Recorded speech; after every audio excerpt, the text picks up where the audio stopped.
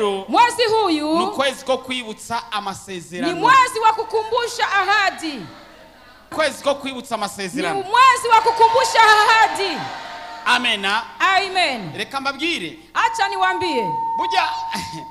Burya bapanze nibo babizi neza. Wapangaye njo wanayajua. Marasezeranyanye n'inzu kuzoruri ya Rodisi. Muliyagana na mwenye nyumba kama utalipa tariki 10. Hageze lo 9. Ikishafika tariki 9. Musanzwe mubana mu rupango. Munaishi pamoja mparsera. Atangura kuzaricisha. Anaanza pita. Nanje abana batangiye kubirukana ku ishuri. Watoto wanawafukuza shuleni. Na mainite imwe ngo bari kurahera. Na mainite inaanza kuisha. Itariki zigeze. Tariki zikifika atangura kubwira ati anaanza kukwambia vipi? Awe bibaza ko natwe tutagira ibitugora. Sasa na sisi tuko na yale yanayotusumbua. Acha kwibutsa amasezerano. Anakukumbusha yale muliyagana. Bongo kweli. Sivyo hari abantu benshi. Watu wengi bafise ibyo basezeranye n'Imana. Wako na yale wameahidiana na Mungu. Mu mitwe yabo canke mu vyimviro vyabo. Mu mawazo yao wala mu vichwa vyao. Bari biteze ko kugeza uno musi bavyarabaye kubyamaze kuba. Wanafikiria kuwa bimenesha kuwa bimetimilika. Ariko ntibiraba. Lakini hayajatimilika. Ariko abibutsa Uhoraho. Lakini wanayekumbusha Bwana. Reka dusure tumwibutse. Acha tumukumbushe tena. Uku nukwezi ko kwibutsa Imana. Kwa sababu huyu ni mwezi wa kukumbusha. Uyu munsi nawe siku ya leo ndafise irindi jambo ry'uno munsi. Ana lingine neno la siku ya leo. Ukwezi kose niko kwibutsa Uhoraho. Mwezi huyu mwezi wote ni wa kukumbusha. Ariko uyu munsi lakini siku ya leo zakuvuga doje kwiga mirongo ibiri. Atasema tukishamaliza kujifunza hii mistari 2. Matayo 5:44. Matayo sura ya 5 mstari wa 14. Matayo 5:44. Matayo sura ya 5 mstari wa 14. Havuga ngo panasema hivi. Ariko jewe ndababwire mukunda abansi banyu musabire abo bahama. Ameni wa enonya. Amena ni kidogo sana. Umvise reka nzwiremo. Acha rudie ndani usikie. Ariko jewe ndababwire mukunda abansi. Mimi nawaambia tupende maadui. Mukunda abansi banyu. Tupende maadui. Musabire abo bahama. Na tuwaombee wale wanayetusumbua. Abaroma 12:14. Abaroma sura ya 12 mstari wa 14. Abaroma 12:14. Abaroma sura ya 12 mstari wa 14. Havuga ngo ababahama mubahezagire muhezagire ntimubavume Imana ihabwe icubahiro. Amen. Ijambo ry'uno munsi rero rivuga ngo neno la leo linasema hivi. Abo nibo bakenewe kugira ushike ku masezerano yao. Hao ndio wanatakiwa ili tufike katika ahadi zetu. Wabonye bavuze amena. Mbona tukusema amena? Abo bansi. Au maadui wetu. Abo babahama. Au wanatuwinda winda. Abo bagirira nabi. Au wanatusumbua. Nibo bakenewe kugira ngo mushike ku masezerano yao. Ndio wanahitajika ili tufike kwenye hadi. Nijyo jambo mvise no munsi. Ndio neno liko siku ya leo. Burya abantu baranga umuntu yitwa Yuda. Watu wanamchukia Yuda. Yuda yaguze Yesu. Yuda amemnunua Yesu. N'umuntu mubi. Huyo ni mtu mubaya. Abamwanga bashira ukuboko hejuru. Wanayemchukia wapandisha mikono juu. Yatwiciye Yesu Kristo. Kwa sababu yametuia Yesu. Ariko Yuda yarakenewe kugira ngo amasezerano y'Imana ashike. Alikuwa anatakiwa ili ufike kwenye hadi. Yataba Yuda hangeonekana. Yesu naba yarapfuye akazu. Yesu hangelikufa afufuke. Yataba Yuda hangeonekana. Yesu ntiyari kuboneka mu bwiza bwiwe. Yesu hangeonekana katika utukufu. Ariko Yuda yarakenewe. Kwa sababu Yuda alikuwa anatakiwa kugira ngo adendereze canke agurishe Yesu. Ili amuzishe Yesu. Burya abahemu. Ili wanatusaliti. Vuze ntibarakenewe uhavuma ndo tukisema kwa wanatakiwa utamwona vibaya. Mugabo barakenewe. Lakini maadui wanatakiwa. Ndazi ko amena atayuza kumpanda bizi. Najua amina hautaimpatia kabisa. Kuko ndazi utangiye kwiyumvira umuntu yagukoreye ikibi. Unaanza tafakari huyu alinitendea mabaya. Ariko Yesu nawe ngo ariko jenda wabwiye ni. Anasema hivi. Mukunda abansi banyu. Tupende maadui zetu. Musabire ababahama. Na tuombee wanayetusumbua. Mbega wibaza ko iyo misiyo Yohana yari kwishobora yo kubicisha Yesu. Yohana angefikia wapi kwa kumuua Yesu? Ndazi iyo Petero. Najua kuwa Petro iya muronka kajo Yuda. Angempata Yuda nafasi. Yari kumukata umutwe. Angemukata kichwa. Najapanga. Na ule mpanga wake. Uribuka wa munsi yawuca yagize unakumbuka jinsi alitia ugutwi kuragiye kwa. Sikio Mnakumbuka? Muravyibuka? Mnakumbuka hayo? Iyo ahura na Yuda, Angekutana na Yuda. ati we Yuda ni werekeje Wewe kugurisha Yuda Yesu. wanju nimuzisha Yesu. Umutwe warugi. Kichwa angekikata. Uongo kweli? Sivyo wapendwa? Ariko Yesu yarazi Yuda. Lakini Yesu alimjua Yuda. Kazohemuka. Kwa sababu yeye atamsaidia. Mugabo barabana. Lakini wakaishi. Aranamuzeza ikigega. Na akampatia hazina ichunge. Narigeze kuvuga nti ababika cyangwa abacunga ikigega. Ase wanayechunga mastoke. Sinibaza ko ari bose babizigiwe. Si nafikiri kuwa wote ni waaminifu. Ariko abandi babaha kubera bazikora basuma. Wengi wanawapatia kwa sababu wanajua wale wanagusagusa. Kuko Yesu yahaye Yuda ikigega kandi asanzwe azikora musuma. Kwa sababu Yesu alimpatia Yuda kwa sababu alikuwa anajua kuwa Yuda ni mwizi. Dusomye Mathayo 26:14. Mathayo 26:14-16. Ego Mathayo 26:14. Dushike ku 16. Turasoma mu izina rya Yesu. Turasoma kwa jina la Yesu. Maze umwe muri bamwe 12 yitwa Yuda Iskariota aja kubaherezi bakuru arababaza ati momeriki nkazomubaronkera bamugerera inete z'ifeza 30 ahera ko arondera uburyo bwo kumubaronkera. Imana idufashe cyane. Amen. Yesu yarafite abigishwa 12. Yesu alikuwa na mitume 12. Umwe muri bo, umoja mwa wao, kandi ajejwe ikigega, na yule njomo alikuwa mweka zina, ngo kandi yarasotora, na alikuwa anagusagusa, aza gukunda amafaranga, na akapenda pesa, kugeza agurisha nyina amafaranga, mpaka kauzisha mwenye pesa.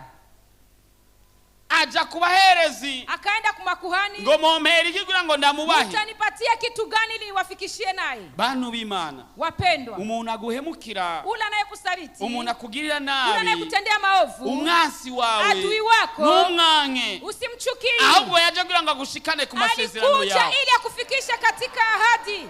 Ujya muntu ni ngazi igushikana ku masezerano yawe. Ile ni ngazi ya kupandia yako tufike kwenye hadi. Tubwirane ukuri. Acha tuambizane kweli. Tubwirane ukuri. Tuambizane kweli. Iyo Yesu adapfa ngo azuke, Yesu angekufa afufuke, uno munsi tuba turiko tuvugira. Leo tungesema nini? Kuko Yohana yari umuseriye ntiyari kumwicisha Yesu. Yohana hangemuwisha Yesu. Petero yakubita gusipanga jiwe yari. Mugabo ntiyagugwisha Yesu. Hangemuuzisha Yesu. Abandi bigisha barahunze mugabo. Nao mitume walikimbia. Ntibari gushobora kugurisha Yesu. Hawangemuuzisha Yesu. Byasaba umurafisi umutima ukomana nka Yuda. Bidili mtu moyo na moyo mgumu kama Yuda. Burya Yuda arakenewe mu buzima. Yuda anatakiwa maishani mwetu. Yamena imbere yo kwivuga wanje kwiyumvira ko gose. Unaanza kutafakari kupiga amina. Mugabo Yuda arakenewe mu buzima. Yuda anatakiwa maishani mwetu. Burya Goliath arakenewe. Goliath anatakiwa. Kugira ngo Dawidi bimenyekane ko ashoboye. Ili Daudi aonekane kuwa anaweza. Ariko uranyumva? Tunamuelewa. Nimba ambaye marore nyiganza gatonya marore. Tingisha linete. Nimba ufise umushatsi mwinshi nk'uyu gwanje nyiganza guca. Kama nywele ni nyingi zitingisha kidogo. Burya iyo Goliath ataboneka, Goliath angeonekana, na wari kumenya ko Dawidi akomeye. Tungejua kuwa Daudi ana nguvu. Iyo Yuda atagurisha Yesu, Yuda hangemuzisha Yesu, nibyari kumenyekana ko Yesu yapfuye akazuka. Tungejua kuwa Yesu atakufa na afufuke. Uwo muntu agukorera ibyo agukorera, mtu anayekusumbua numwanki, usimchukie. bishoboka ikiwezekana n'agafanta mugurire, mununulie hata soda. Biragoye, ni mazito. ari wavuza sisi waliyamwambia ngo ni arazura abandi, Mose alikuwa anafufua wengine. Ngo kuikura kuri uwo musaraba. Sasa tutoa kwenye msalaba. Ndibaza baramaze kubikubwira nawe. Na wewe ulishayambiliwa hayo. Ngo yigira umusenzi. Wewe ni muombaji. Ngo yigira umukiza. Wewe ni Mkristo. None ko yahuye nibi. Sasa jaribu mbona nimemtokea. Wewe ivugire gutsa. Wewe ivugire gusa. Wewe sema hivi. Nimara kumvugutira. Nimara kungerageza. Ninapojaribiwa.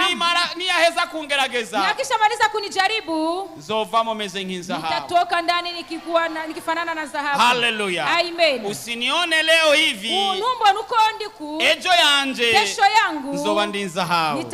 Nikitakuwa kufanana na dhahabu. Amen. Amen. Munyemere dukora kakakino. Acha munikubalie tucheze mchezo. Umuntu ahagarare, mtu asimame, yereke uwundi bari kumwe, aoneshe mwenzake wako pamoja. Ati numbone mezuku. Usinione niko hivi. Ejo nzovamo meze nk'inzahabu. Kesho yake nitakuwa vizuri.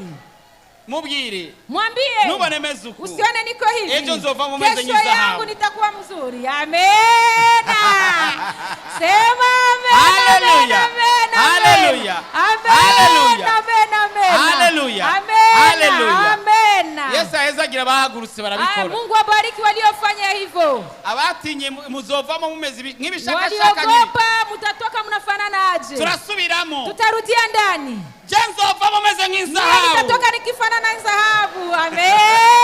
Amen, amen, amen. Hallelujah. Amen. Nibigutera ubwoba. Yasikutie. Ejo yawe ni nziza. Kesho yake ni nzuri. Ejo mu gatondo. Kesho asubuhi. Mu ndwiza mu gatondo. Wiki ijayo asubuhi. Mu kwezi kuza mu gatondo. Mwezi ujayo asubuhi. Mu mwaka uza mu gatondo. Mwaka ujayo asubuhi. Zovamo meze nk'inzahabu. Hallelujah. Hallelujah. Amen. Abimicobo. Wanayetuchimbia shimo. Nibo bazokigwamo. Wanaenda kuviangukia ndani. Ya twebwe. Lakini sisi Tuzovamo nk'inzahabu. tutatoka tukiwa dhahabu. Tuzovamo tuyagayaga. Tutameremeta. Bari biteze kukubonurira. Iko nao wanachunga ulie. Ariko uzova muririmba karirimbo. Lakini utatoka ukiimba nyimbo. Ningo murabe. Mje muangalie. Ije Yesu yankoreye. Yesu aliyatenda. Ningo murabe. Mje muangalie. Ije Yesu yankoreye. Yale Yesu ameyafanya. Ningo murabe. Mje muangalie. Ije Yesu yankoreye. Yesu anayoyafanya. Sema Numwami amen. yangiriye neza. Yesu amenifanyia vizuri. Sema haleluya. Amen. Aba bakugirira nabi. Hao wanayotutendea vibaya. Ntubanke. Usiwachukie, hapana. Ntubanke. Usiwachukie. Ntubanke. Usiwachukie. Bari kwa gushikana ha. Hao wanatufikisha kwa hatua. Bari kwa gushikana ha. Wako wanatupandisha ngazi. Bari kwa gushitsa ha. Wako wanatufikisha kwa hatua. Bari kwa kugeza ha. Piko hatua tunazozipanda. Haranu togeze. Piko watu, piko fasi ya ungefika. Haranu togeze. Piko fasi ya ungefikia. Ariko uzohashikanwa. Utapafikishwa. N'ikibazo Na bagukorera. jaribu wanayokupitisha ndani.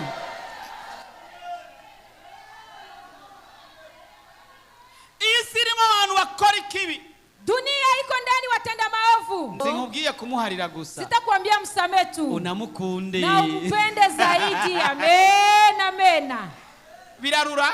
Ni Biragoye. vichungu, ni vizito. Biragoye nivyo. Najua kuwa ni mazito. Ariko mukunde. Lakini tuwapende. Uyo niwe Yuda wawe. Huyo ndiye Yuda wako. Azogushikana ku masezerano Kufikisha kwenye yawe. ahadi. Uonyena gukora ico kibi. Huyo anayekutendea kibaya. Mukunde. Mpende. Uciye unyanga. Nanje nkunda Unamchukia basi. mchungaji. Mpende basi na yeye. Amen, amen. Ya ati kandi pastor bivuga twenga. Pastor anayasema kicheka. Ndio. Nanje ndabakunda Na yeye babinkorera. anapenda maadui wake. Babinkorera ndabakunda. Wanamtendea mabaya. None ko barashika naho Kwa ntoshitse. sababu wanamfikisha kwingine ngatua. Nawe bakunda. Na wewe wapende. Iyo yamana warinze kuyiyumvira gose. Amen, ulianza kuifikiria Ariyo zaidi. n'abatayivuze ariko bakunde. Wapende. Ariko bakunde. Lakini wapende. Ariko bakunde. Tuwapende zaidi. Tugira dusenge. Tunataka kuomba. Dusengera iki? Tuombee nini? Turabwira Imana. Tutamwambia Mungu. Ati Imana mu mutima. Baba nipe moyo Wo kuvyihanganira. wa kuvumilia. Haleluya. Amen. Munyihanganira uyu munsi ntidusenge tubihagarika. Leo tusisombe tukisimamisha. Hapana. Erega hari ibintu wagaritse. Piko yangine tukiyasimamisha. Utazobugishika haha. Hatutafika kwa ile hatua. None iyo Yesu ahagarika ibya Yuda. Sasa Yesu angesimamisha mambo ya Yuda. Yosefu ahagarika bya bene wabo. Yosefu angesimamisha mambo ya ndugu zake. Iyo Mordekai ahagarika ibya Hamani. Mordekai angesimamisha mambo ya Naamani. None bari kushika kuyo bashitse. Hawangefika kwenye hadi. Iyo David atajya kugwana na Goliati. Daudi hangepigana na Goliati. Akavuga ngo iyo ntambara ntirinde kuba. Hiyo vita isikue. Ariko dusaba Imana. Acha tumuombe Mungu. Ituneshereze muri ivyo nyene. Atupatie kushinda hayo. Amen ivuye kure. Nta niyo wavuze mbere. Ariko dusaba Imana. Acha tuombe Mungu. Ituneshereze muri ivyo nyene. Atupatie kushinda mwa hayo.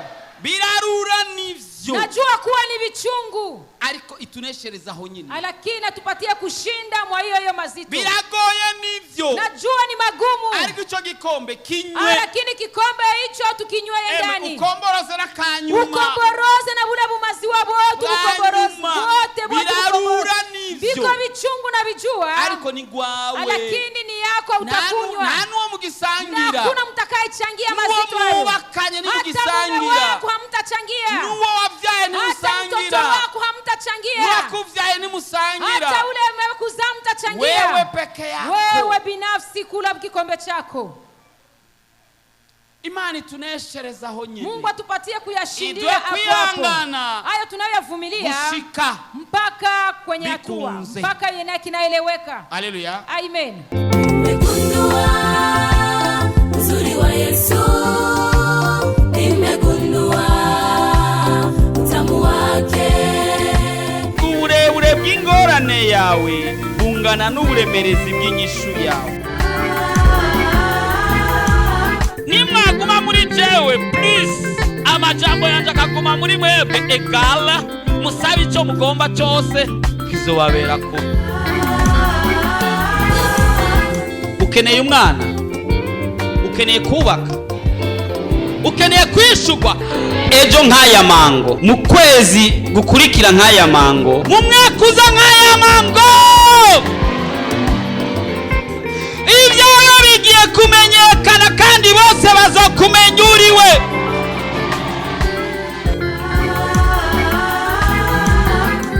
Ariko Yesu ariko arakubaza ati ubu ugomba gukira nimugwane.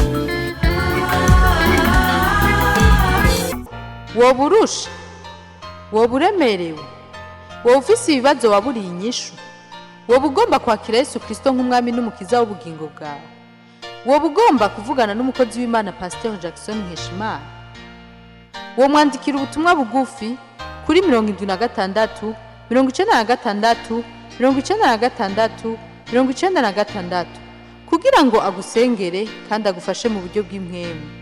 Yesu yavuze ngo nimuze kuri jewe mwese abananiwe n'abaremerewe ndabaruhura. Afitiye Yesu mukinga zatiwe ariba ibyiza gusa ndaje z'umutima. Urashaka kwama ukurikirana ubutumwa bwiza ku telefone yawe? Ja kuri YouTube wandike Pastor Jackson Nkeshimana urasanga ko ubutumwa hamwe n'ubwo yavuze kera. Ntibibagire kugira subscribe canke sabone, wibuke kubusangiza n'abandi.